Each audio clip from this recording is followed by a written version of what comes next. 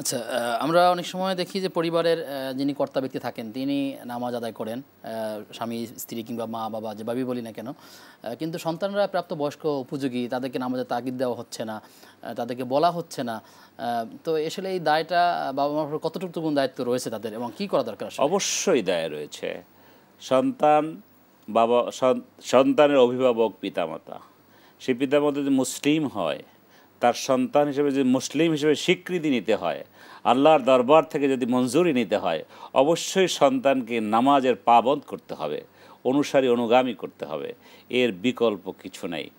এবং একটি মোমেন তখনই সফল যখন সেই তার সন্তানকে আল্লাহওয়ালা বানাতে পারে, সেই সন্তানকে নামাজি বানাতে পারে, দিনদার বানাতে পারে। এক্ষেত্রে অভিভাবকের ভূমিকা স্বতঃসিদ্ধ এবং অনিবার্যভাবে তাকে নামাজের জন্য একনিষ্ঠ করতে হবে, নামাজ পড়ার জন্য, নামাজ শেখানোর জন্য, নামাজের দিকে নিয়ে যাওয়ার জন্য ছোটোবেলা থেকে অভ্যাস করে তুলতে হবে, বারবার বলতে হবে, উঠাতে হবে, আমল আখলাক শেখাতে হবে।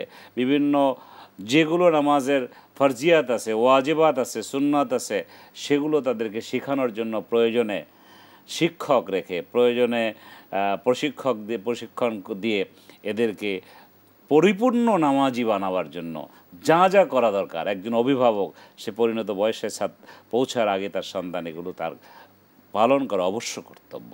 নাহলে আল্লাহর দরবারে সন্তান কিন্তু আল্লাহর দরবারে বিচার দেবে যে আমার তো বাবা এটা করে নাই, আমার তো অভিভাবক এটা করে না, আমার শিখায় নাই। এভাবে আল্লাহর দরবারে তাকে জবাবদিহি করতে হতে পারে।